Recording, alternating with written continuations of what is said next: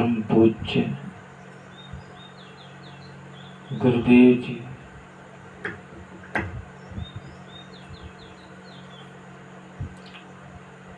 संत समाज, भक्त समाज,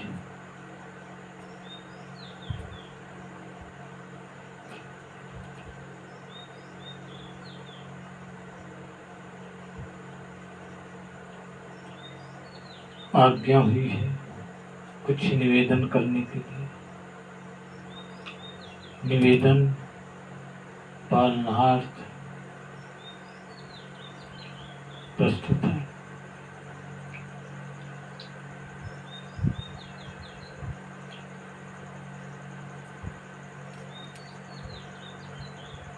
आपात जे हरि भजे, नखसिक तजे विकार, सब जीवन से निर्भय रहे साधु मतास। साहब कहते हैं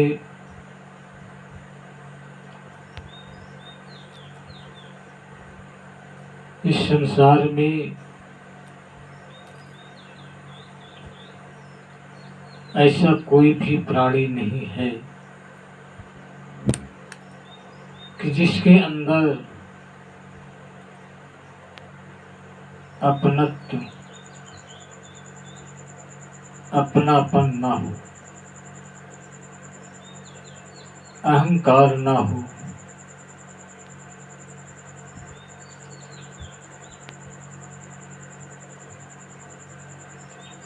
कामनाएं ना हो,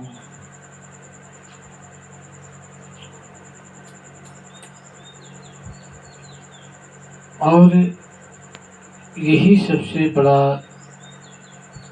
जीवन में कल्याण का बाधक है।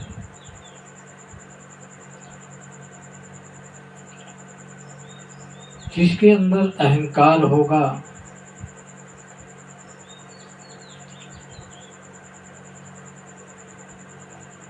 उसके अंदर काम करने में, किसी कार्य की सफलता में अड़चनें जरूर आती हैं।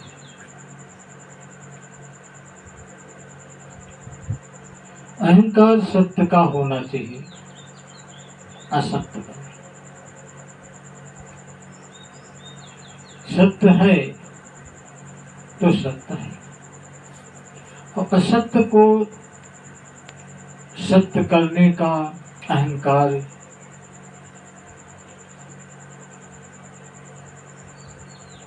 वो सदैव पतन की ओर ले जाता है, क्योंकि सत्य सत्य है, असत्य कभी सत्य हो नहीं सकता।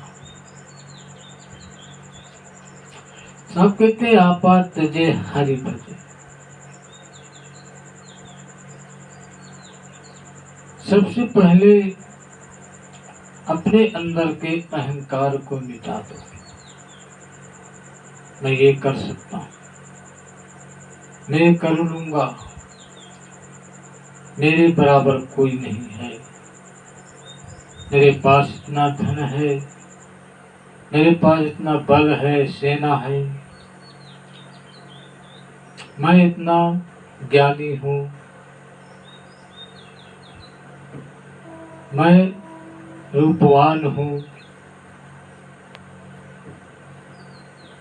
मैं बहुत बड़ा संत हूँ, महंत हूँ, राजा हूँ, आदि आदि जितने भी ये अहंकार हैं, ये सब खेत में खरपतवार की तरह है। जैसे खेत में खरपतवार है, बीज बोने पर वो बीज पहले तो जगेगा नहीं, और जगेगा तो वो उठ नहीं पाएगा।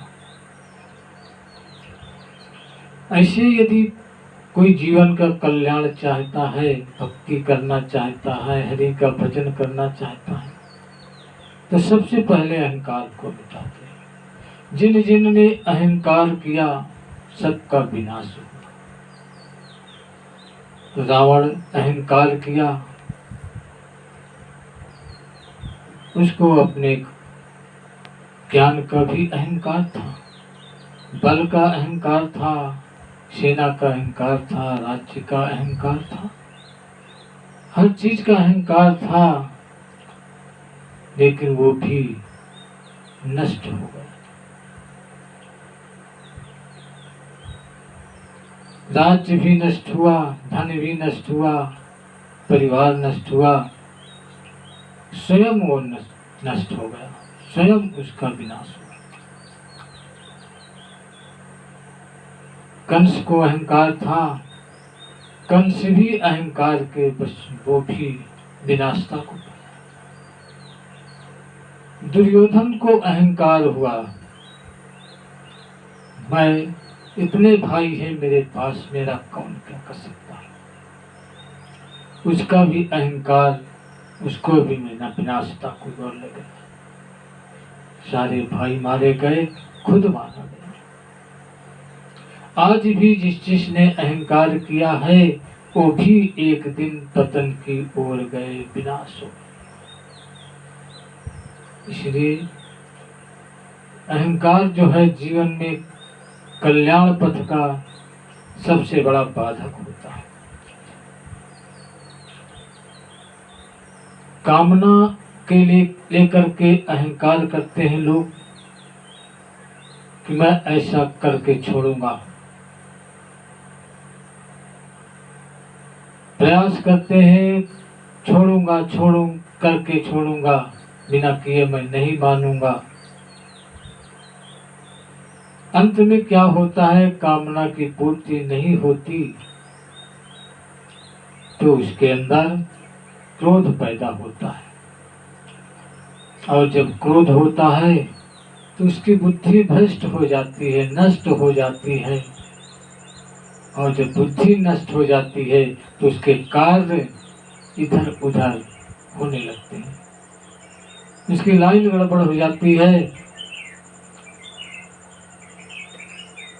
और जब लाइन गड़बड़ होती है तो वो अधोगति पतन की ओर चला जाता है। गीता में कहा, क्रोधादि भवति सम्मोहा, सम्मोहात् स्मृति भ्रंशात् बुद्धिनाशो, बुद्धिनाशात् भ्रष्यति। कामना की पूर्ति न होने पर क्रोध पैदा होता है, क्रोध के होने पर उसकी बुद्धि का विनाश होता है, और बुद्धि भ्रष्ट हो जाती है तो उसके कारनामे बिगड़ जाते हैं, उल्टे सीधे काम होने लगते हैं, और जब उल्टे सीधे काम होते हैं तो पतन की ओर चला जाता है। इसलिए अहंकार को सबसे पहले त्यागना जरूरी है। क्रोध का कारण होता है अहंकार, अहंकार कभी ना हो तो क्रोध कभी आ नहीं सकता।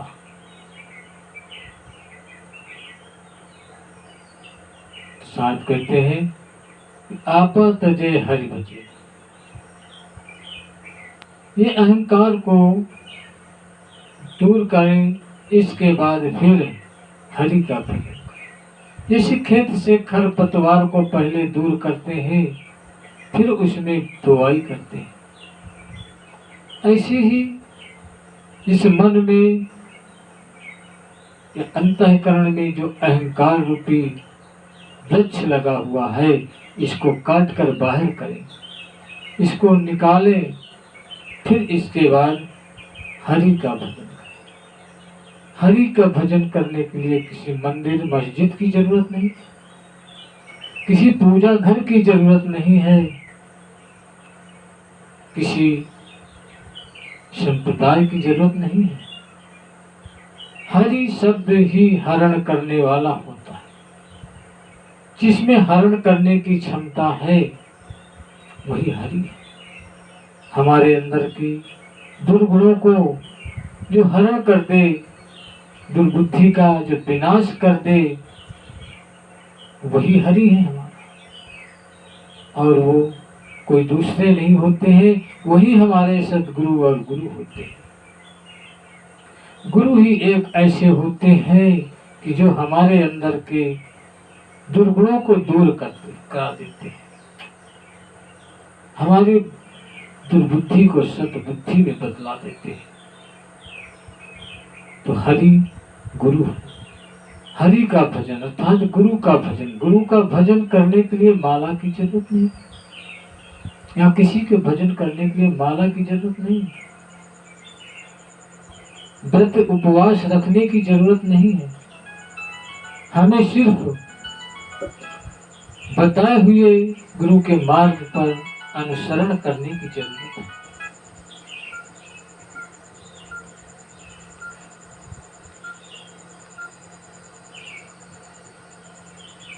उनके मार्ग बताए हुए मार्ग पर चलने की जरूरत है। यही सबसे बड़ा भजन होता है। विद्यार्थी स्कूल जाए और अध्यापक को अगरबत्ती घुमाए, पूजा करे, लेकिन उनके बताए हुए मार्ग को न पकड़े, उनके बताए हुए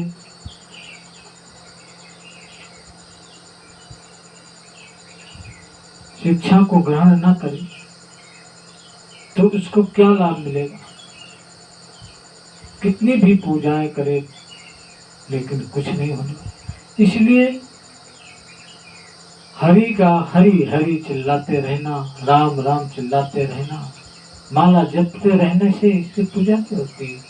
हरि शब्द हरण करने वाले ऐसे महापुरुष के बताए हुए मार्ग का अनुसरण करना और उपदेशों को मानना, उन पर विचार करना और उन पर अपने आप को उतारना, अपने में उतारना, रहने में रहना, यही तो हरि का भजन है। लेकिन सबसे पहले अपने अंदर के अहंकार को दूर करते। मैं जानता हूँ, मैं ये कर सकता हूँ, ये तो मैं रोज सुनता हूँ, ऐसी बातें को अपने में उतारना, ये अहंकार है। ये नहीं होना चाहिए। किसी ने कहा, साहब ने कहा है, जल ऊपर लोहा उतराने, लौकी बूढ़ गई तड़का, कोई हरजन मिटावे हमारा खटका, कोई हरजन मिटावे हमारा खटका। कहते कि लौकी हल्की होती है और वो जल में डूब जाती है, लोहा वजन होता है, वो जल में उतराना है। क्या है? ये अहंकार है। लोग कहते हैं कि मैं सब जानता हूँ, मैं सब, क्या सुनना है, सब जानते हैं, यही तो पढ़ते रहते हैं। यही तो अहंकार है, यही लोहा है, जड़ता है, जो ऊपर ऊपर भागते हैं। लौकी हल्की होती है, और जो व्यक्ति सुन करके भी सुनता है और किसी भी शब्दों को परख करके उसमें डूब जाता है, वही लौकी है। डूब जाता है, उसमें विचार करता है, विवेक करता है, तो उससे कुछ मिलता है। इसलिए साहब कहते हैं कि सबसे पहले कार्य को करने से पहले अहंकार को दूर करना है। ते आपा तजे हरि भजे, अपनापन का त्याग करके तब हरि का भजन करें, गुरु का भजन करें, गुरु के बताए हुए मार्ग पर अनुसरण करें। नख सिख तजे विकार, शरीर के अंदर जितने भी दुर्गुण हैं, जितने भी विकार हैं, पैर के नाखून से लेकर के सर तक जितने विकार हैं, सबको त्याग दें। विकार कहाँ होते हैं?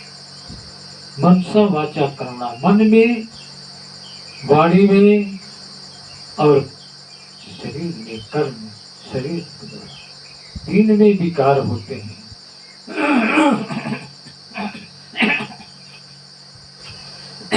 मन में गंदे विचार न आए, मन में दुर्गुण न पैदा हो, इन शब्दों का संभाल के शब्दों से बच करके चलना, ऐसी दुर्गुणों से बच करके मन को लगाना, यही मन का विचार। मन में अगर दुर्गुण आते हैं तो ये मन का विकार है। मन में गंदे विचार आते हैं तो ये मन का विकार है। मन गलत सोचता है, ये मन का विचार है।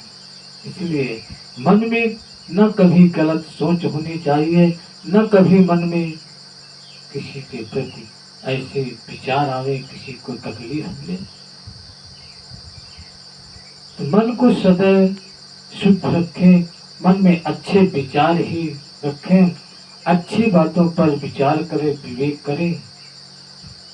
मन को सदैव अंदर रखें कि मन के विकारों को दूर करना। वाणी ऐसे शब्दों का उपयोग न करें, ऐसा मत बोले कि किसी को तकलीफ हो। जिन शब्दों से हमें तकलीफ होती है हम समझ सकते हैं कि उन्हीं से सबको तकलीफ होती है। ऐसे शब्दों का वाण क्योंकि शब्द बहुत ही बड़े होते हैं, शब्द से सब कुछ हो सकता है। एक शब्द औषधि करे, एक शब्द करेगा। शब्द संवारे बोलिए, शब्द के हाथ में पाओ। वही एक शब्द है जो औषधि का, दवा का रूप हो जाता है, और वही शब्द होता है जो कि घाव कर देता है। इसलिए शब्द को संभाल कर बोलना ही वाणी का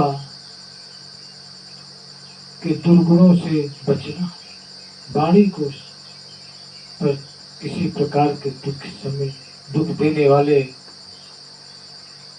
आवाज नहीं निकलना चाहिए। ये वाणी का शुद्ध करना है। और कर्म शरीर के द्वारा जो कर्म किया जाता है, ऐसे कर्म करें जिससे कि किसी को नुकसान न पहुंचे, किसी को तकलीफ न हो। ऐसे कर्म सदैव करें, किसी का अहित न होने पाए, ऐसे ही कर्म करें।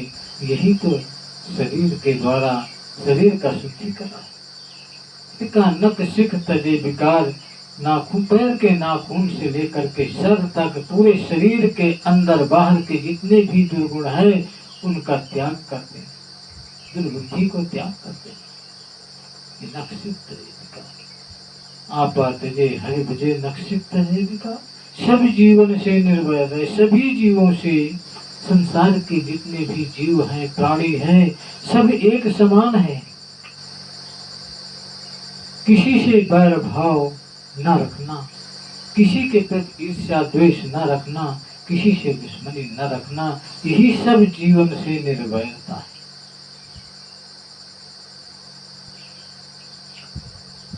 जीव मत मारो बापुरा, सबका एक एक प्राण, हत्या कबहू न छूटे, चाहे कोटि स्वरूप प्राण। किसी जीव की हत्या न हो।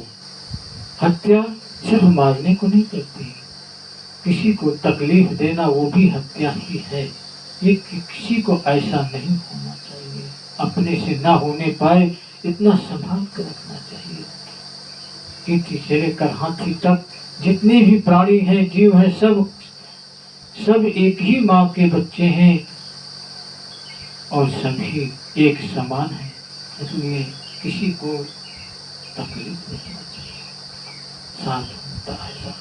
यही संतों का मत है, यही संतों का विचार है, यही संतों का उपदेश होता है, यही साधुओं का जाना होता है।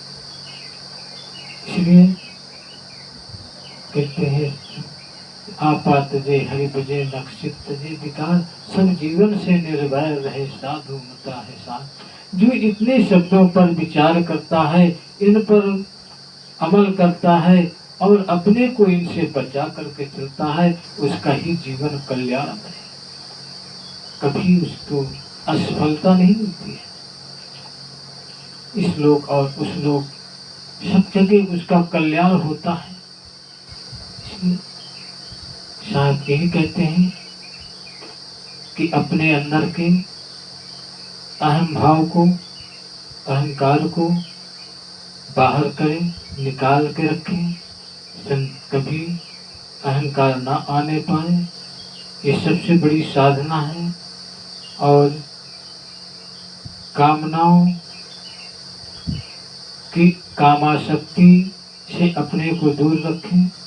कामनाएं सब में होती हैं, लेकिन आसक्त रहता है पुरुष। आसक्ति कभी न रखे, क्योंकि हमारा कर्तव्य कर्म करना है।